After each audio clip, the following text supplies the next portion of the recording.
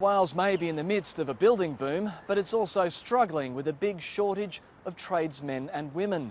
Apprenticeship enrolments are down, and the statistics show just over half of them won't make it beyond their first year. One construction manager has decided to train and fund a new workforce, and he's helping young people to get off welfare at the same time. From Sydney, Claire Aird reports.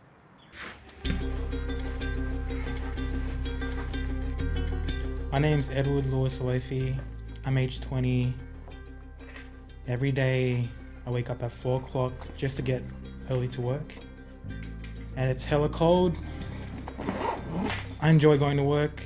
I'm always being occupied. I'm not doing nothing.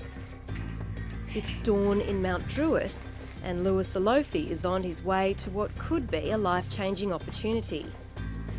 I don't want to be looked upon as that person, you know, a person that's living in poverty and is going through the struggle. I'm more than that.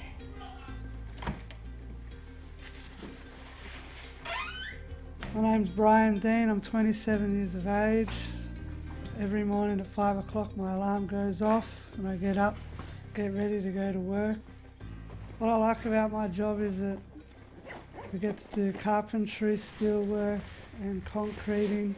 It's all different stuff every day and I'm learning a lot from being there. Across town, Brian Dean is hoping for a similar transformation. And meeting new friends and all that and getting along and joking around with them and that, instead of having drug dealers as friends, which is they're not really your friends at all, you're just a customer to them.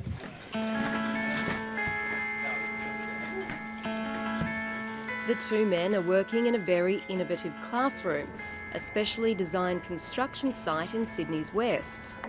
Until recently, many of these trainees had never swung a hammer. But over the course of 8 weeks, they're learning enough skills to make them job ready for big infrastructure projects. It's your decisions, not your conditions, that determines your destiny in life, lads. Frustrated with a skills shortage in the sector, Paul Breen is building a new workforce, and all of his recruits are currently unemployed.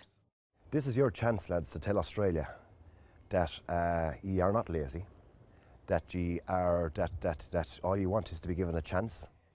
The construction manager is passionate about developing people, and after selling his labour hire company, funds the project himself.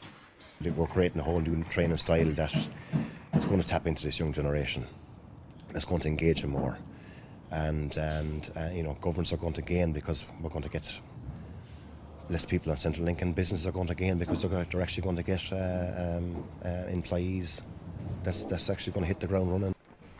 In the Mount Druitt area, youth unemployment has doubled in the past 5 years. In some parts of Sydney, 1 in 5 school leavers don't have a job. I haven't had a role model or guidance in life, so you figure stuff out on your own and go ahead and do it. And that sometimes it may not be right, but that's how you learn.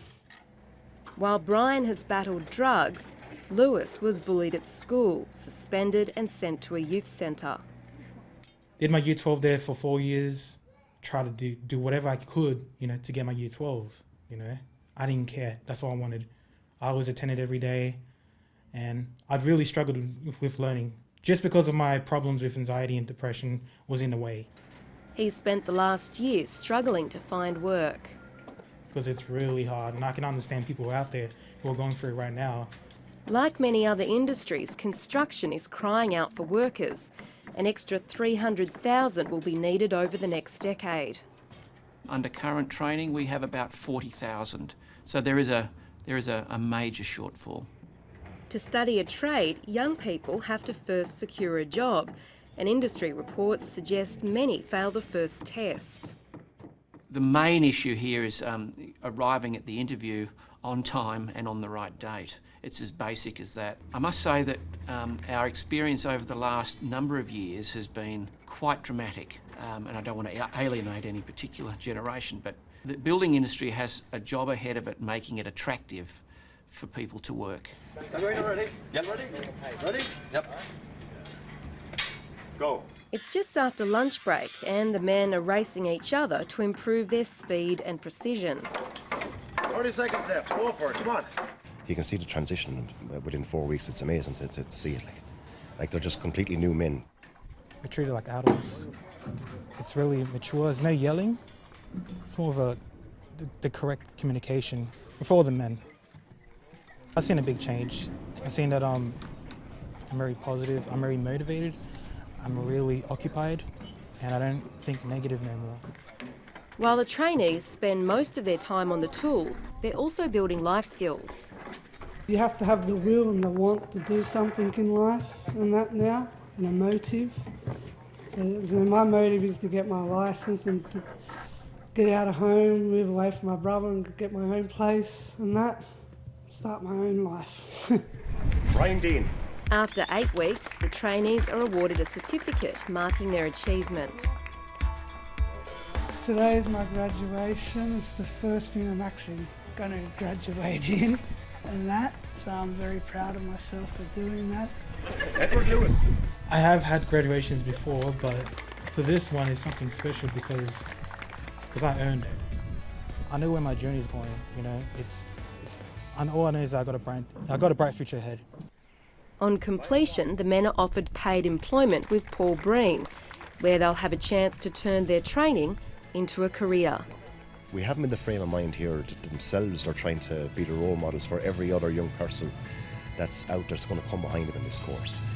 Each and every one of them here now does not want to go back and centre leg. Claire Aird in Sydney.